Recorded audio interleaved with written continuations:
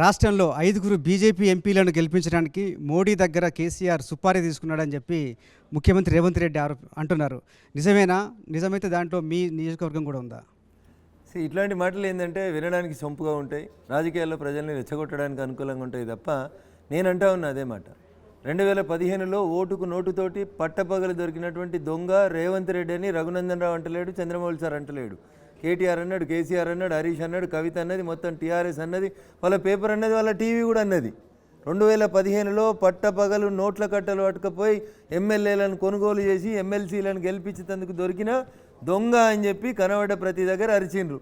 ఏమైంది సార్? 2015లో దొరికిన దొంగను 2024 దాకా ఎందుకు గుర్తిస్తలేరు సార్? ములాఖత్ అయినరా? ఏ బంధం సార్ మీ ఇద్దరి మధ్యలో ఉన్నది? అక్రమ సంబంధమా? ఇంకేమైనా సంబంధాలు ఉన్నాయా? ఎందుకు రేవంత్ రెడ్డిని క్షమించింది తెలంగాణ?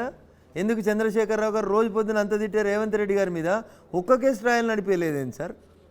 చిన్న కేసు కదా, ముఖ్యమంత్రి గారు కంట్రోల్లో ఉంటుంది కదా ఏసీబీ అనే డిపార్ట్మెంటు. ఏసీబీ ఛార్జ్షీట్ వేసింది కదా, ఒక ట్రయల్ ఎందుకు నడిపేయలేకపోయారు సార్ 2015 నుంచి 2024 దాకా? ఇది సంబంధం కాదా సార్? ఇది దీని వెనకాల ఉన్న సుఫారీ ఏందో రేవంత్ రెడ్డి చెప్తే సుఫారీలు ఇచ్చుడు తీసుకోవడం రేవంత్ రెడ్డి గారికి అలవాటు అయితే అప్పుడు ప్రజలకు చెప్పాలి. నేను ఇక కవితకి ఇంత సుఫారీ ఇచ్చిన కాబట్టి నా కేసు నడతలేదని చెప్పమనుండ్రి, లేదా హరీష్కి ఇంత సుఫారీ ఇచ్చిన కాబట్టి నా కేసు ట్రయల్ నడవలేదని చెప్పమనుండ్రి. కానీ ముఖ్యమంత్రి పదే పదే చెప్తున్నారు బీఆర్ఎస్ బీజేపీ ఒకటే, ఇద్దరు కలిసి మా ప్రభుత్వాన్ని కూలగొట్టడానికి ప్రయత్నం చేస్తున్నారని. సో కొంతమంది మీడియా మిత్రుల మీద నాకు కొంచెం కోపం ఉంది సార్, కొంచెం ప్రేమ కూడా ఉంది. ఎందుకంటే సోనియా గాంధీ గారిని పిలిచిన ఈడీఏ, రాహుల్ గాంధీ గారిని పిలిచిన ఈడీఏ, రాబర్ట్ వాద్రాను పిలిచిన ఈడీఏ 2 నెలల తర్వాత కవిత గారిని కూడా పిలిచింది సార్. మరి సోనియా గాంధీని కూడా అరెస్ట్ చేయలేదు ఈడీ, రాహుల్ గాంధీని అరెస్ట్ చేయలేదు ఈడీ, రాబర్ట్ వాద్రాను అరెస్ట్ చేయలేదు ఈడీ. మరి కాంగ్రెస్ బీజేపీ ఒకటే కదా సార్ మరి అరెస్ట్ చేయకపోతే? ఆడ 2 ఒకటి కానప్పుడు కవితను పిలిచి అరెస్ట్ చేయకపోతే బీజేపీ బీఆర్ఎస్ ఒకటి ఎట్లయినాయి సార్?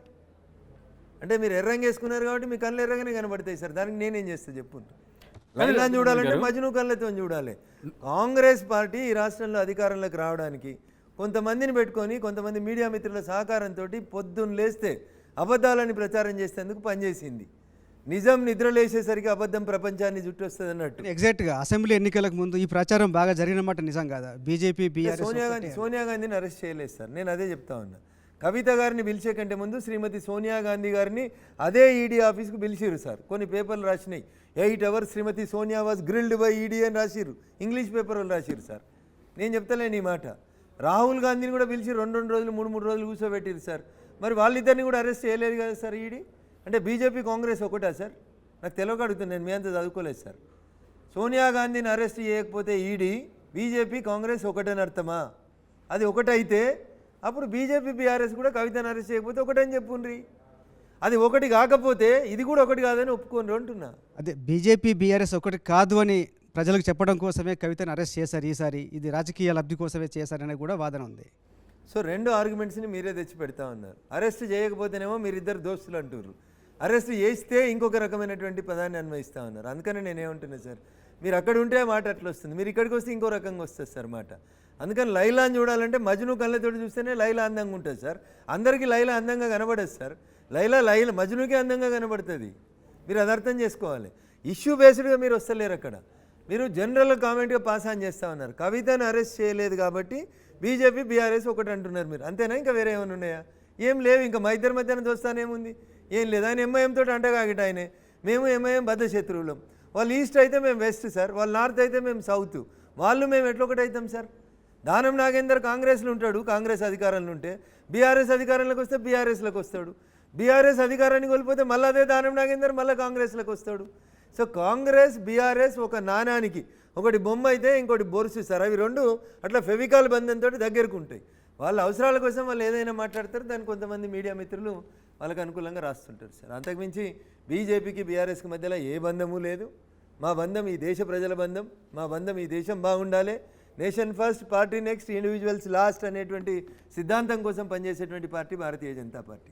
దానికి కవితలు, కేసీఆర్లు, రేవంత్ రెడ్డిలు, చంద్రమౌళి గారు ఎవరు కూడా ఎక్సెప్షన్ కాదు సార్ దానికి. కానీ రఘునందన్ గారు, మీ పార్టీ నుంచి అసెంబ్లీ టైంలో విజయశాంతి కావచ్చు, రాజగోపాల్ రెడ్డి కావచ్చు, ముఖ్యంగా విజయశాంతికి సంబంధించి ప్రస్తావన తీసుకొచ్చినప్పుడు కవిత అంశంలో బీఆర్ఎస్ బీజేపీ ఒక్కటే అని మాకు అనిపించింది కాబట్టి పార్టీ నుంచి బయటకు వచ్చామన్నారు. సో ఆ మాట ఈడీని అడిగితే బాగుండేది. బీజేపీ అరెస్ట్ చేస్తారు. బేసికల్గా పొలిటికల్ లీడర్స్ కానీ జర్నలిస్ట్ మిత్రులు కానీ మిస్ అవుతున్నటువంటి లింక్ ఎక్కడ అంటే కవితని బీజేపీ ఎందుకు అరెస్ట్ చేస్తుంది? కానీ రఘునందన్ గారు కవితని BJP most of the sir కవితని బీజేపీ ఎందుకు అరెస్ట్ చేస్తుంది సచిన్ గారు? సోనియా గాంధీని బీజేపీ ఎందుకు అరెస్ట్ చేయలేదు సచిన్ గారు? అరెస్ట్ చేయాల్సింది మేము కాదు సార్, అరెస్ట్ చేయాల్సింది ఇన్వెస్టిగేటింగ్ ఏజెన్సీస్. వాళ్ళకి సరైనటువంటి సాక్ష్యాధారాలు దొరికినప్పుడు కవిత పోతుంది, కేసీఆర్ పోతాడు, సోనియా గాంధీ గారు పోతారు, మీరు కూడా పోతారు, నేను కూడా పోతా. తప్పు చేసినప్పుడు ఎవడైనా అడిగి పోవాల్సిందే సార్. దాని గురించి ఎందుకు బాధపడుతున్నారు? రైట్. ఇన్వెస్టిగేటివ్ ఏజెన్సీస్ గురించి మాట్లాడినప్పుడు కేవలం అపోజిషన్ మాత్రమే టార్గెట్గా వెళుతున్నాయి అనేది ఈ మధ్యకాలంలో మీరు చూస్తుంటారు, నేషనల్ మీడియాలో కూడా వచ్చిన వార్తలు. సో అంటే ఏంటిది దీనిలో? ఇప్పుడు ఒక దగ్గర ఈడీ రైడ్ చేసింది లేదా ఐటీ రైడ్ చేసింది, వాళ్ళ ఇంట్లో ₹1 దొరకలేదు, వాళ్ళు శ్రీరామచంద్రుడు అని ఒక కేసు చెప్పుర్రు. అంటే మీరు తప్పు చేస్తారు, మీరు దొరుకుతారు, మీ మీద కేసు అవుతుంది, మీరు జైలుకు పోతారు. కానీ నేను ప్రతిపక్షంలో ఉన్నా కాబట్టి నాకు ఎగ్జామ్షన్ ఇవ్వమంటురా? ఏం చెప్పదలుచుకోరు మీరు? ఎవరి మీదనన్నా రైడ్ జరిగితే వాళ్ళ దగ్గర ఏం దొరకలేదనేటోళ్ళు పలానా వాళ్ళు ఉన్నారని చెప్పుండ్రి. మా ఇంట్లో ₹1 దొరకకపోతే నన్ను పోలీసు వాళ్ళు అరెస్ట్ చేసిరని చెప్పుండ్రి, తప్పుడు కేసులు పెట్టిరని చెప్పుండ్రి, ఛార్జ్షీట్ తప్పుడు వేసిందని చెప్పుండ్రి. సాక్ష్యాలు ఆధారాలు లేకపోతే sir I'm not only the one agency, నా పైన ఇంకోటి ఉంటుంది జ్యుడిషియరీ. నన్ను తీసుకుపోయి జడ్జి ముందు ప్రొడ్యూస్ చేస్తారు. నన్ను అరెస్ట్ చేయడానికి సరి అయిన కారణాలు ఉన్నాయని నమ్ముతూనే జడ్జి నన్ను రిమాండ్ చేస్తారు, లేకపోతే ఇంటికి పంపిస్తాడు సార్. కానీ ఎందుకు మరి ఈ టాక్ వస్తుంది? మీ పార్టీలోకి అంటే అపోజిషన్లో ఉన్నప్పుడు ఈడీ రైడ్లు అవుతాయి, సిబిఐ రైడ్లు అవుతాయి, కానీ మీ పార్టీలోకి వచ్చిన తర్వాత వాషింగ్ మెషిన్ ఈ పేరు అనేది ఈ మధ్యకాలంలో మీరు కూడా వినుంటారు. కానీ ఎందుకు ఇంత ప్రచారం? నేను అదే చెప్పిన సార్, నిజం నిద్ర లేచేసరికి అబద్ధాన్ని ప్రచారం చేయాలనేది ఒక నానుడి సార్. ఒక పేరు చెప్పుండ్రి. రఘునందన్ రావు మీద 12 కేసులు పెట్టింది స్టేట్ గవర్నమెంట్, ఎత్తేయలేదు కదా. మరి మా బీజేపీలు చెప్పేమి ఎత్తేయలేదు కదా. ఎందుకు ఎత్తేస్తారు సార్? కేసులు ఎత్తేయడానికి ఒక విధానం ఉంటుంది సార్. సబ్జెక్ట్ మీద అవగాహన లేని వాళ్ళు, పోలీసుల పనితీరు, కోర్టు పనితీరు, చట్టాల గురించి తెలియని వాళ్ళు ఏదో 2 మాటలు గూగుల్లో చదువుకొని నోటుకొచ్చింది మాట్లాడుతుంటారు సార్. ఇది దురదృష్టకరం. కోర్టులో ట్రయల్ నడుతుందో నడదో నాకు తెలియదు, కానీ మన టీవీలలో అయితే రోజు ట్రయల్ నడిపిస్తారు సార్. మీరు అర్థం చేసుకోవాల్సింది ఏంటంటే రఘునందన్ రావు మీద ఎఫ్ఐఆర్ అయిందనుకోండి ఉదాహరణకి, ఈ ఎఫ్ఐఆర్ని మీడియానో బీజేపీ కొట్టేది సార్, టీఆర్ఎస్ కొట్టేది. దీన్ని కొట్టేయాలంటే ఒక ప్రొసీజర్ ఉంటుంది. సరి అయిన సాక్ష్యాధారాలు లేవు అని చెప్పి పోలీసు వాళ్ళు ఛార్జ్షీట్లో ఫైనల్ రిపోర్ట్ అయినా ఒక ఫైనల్ రిపోర్ట్ వేయాలి. రఘునందన్ రావు మీద పలానా కేసు పెట్టినాం, ఇన్వెస్టిగేషన్ చేసినాం, 12 మంది సాక్షుల్ని విచారించినాం, ఎవరి దగ్గర నుంచి కూడా రఘునందన్ రావుకు వ్యతిరేకంగా సరి అయిన సాక్ష్యాధారాలు లభించలేదు. కాబట్టి రఘునందన్ రావు మీద నమోదైనటువంటి కేసులో మేము ఛార్జ్షీట్ వేయలేం, ఫైనల్ రిపోర్ట్ వేస్తున్నాం. ఇచ్చినటువంటి దరఖాస్తు తప్పుడు దరఖాస్తు అని ఈ కేసుని క్లోజ్ చేయండి. This is the one option before the police. Second option, మేము 12 మంది సాక్షుల్ని విచారించడం, వాళ్ళు చెప్పినటువంటి సాక్ష్యాధారాలు ఇవి, దీని ప్రకారం రఘునందన్ రావు తప్పు చేసినాడు కాబట్టి ఈయనను శిక్షించండి, పోలీస్ ఛార్జ్షీట్ వేస్తారు. Once chargesheet is filed, the role of the police is completed. అప్పుడు మాట్లాడాల్సింది అక్కడ ఉన్నటువంటి జడ్జి గారు మాట్లాడాలి, ట్రయల్ నడపాల్సింది జడ్జి గారు, సాక్ష్యం చెప్పాల్సింది ఈ 12 మంది.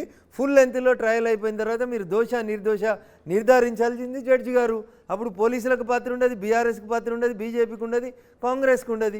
ఇంత క్లియర్ ప్రొసీజర్ ఉన్నప్పుడు ముఖ్యమంత్రి స్థాయిలో ఉన్న అరవింద్ కేజ్రీవాల్ లాంటి వ్యక్తులు ఒక్కసారి నాకు అవకాశం ఇచ్చి చూడండి, ఈడీ సిబిఐ కావచ్చు, ముఖ్యంగా ఇన్వెస్టిగేటివ్ ఏజెన్సీస్ ఎవరు ఎంతలా పనిచేస్తున్నాడని చూపిస్తానన్న పరిస్థితి. ఎందుకని కోర్టులో అరవింద్ కేజ్రీవాల్ గారు చెప్పాలనుకున్న మాటలన్నీ చెప్పినారు. అరవింద్ కేజ్రీవాల్ గారి కంటే 2 అక్షరాలు చట్టం గురించి ఎక్కువ తెలిసిన వ్యక్తి ఆడ కుర్చీలో కూర్చున్నాడు. Is not convinced. ఇంకేం చేస్తారు మీరు? ఇంకా చేయాల్సింది ఏముంటుంది? కడుపు నొస్తే డాక్టర్ దగ్గరికి పోవాలి, పోలీసు వాళ్ళు కేసు పెడితే జడ్జి దగ్గరికి పోవాలి. ఆ జడ్జి గారే మీరు చేసినటువంటి ఆర్గ్యుమెంట్ని నమ్మలేదు. మీరు నేరం చేసినారు అని చెప్పడానికి ప్రాథమిక సాక్ష్యాధారాలు ఉన్నాయని నేను విశ్వసిస్తున్నా కాబట్టి మిమ్మల్ని 14 రోజులు జ్యుడిషియల్ రిమాండ్ పంపిస్తున్నా అని రాస్తారు ప్రతి జడ్జి గారు. అది అరవింద్ కేజ్రీవాల్ గారు ఆర్గ్యూ చేసిరు కదా, నా కేసు నేనే ఆర్గ్యూ చేస్తా అన్నాడు, చేసుకోమన్నాడు జడ్జి, చేసిండు. Judge was not convinced. So bail రాలేదు. బెయిల్ రాకపోతే ఎడికి పంపాలి? గాడికే పంపాలి.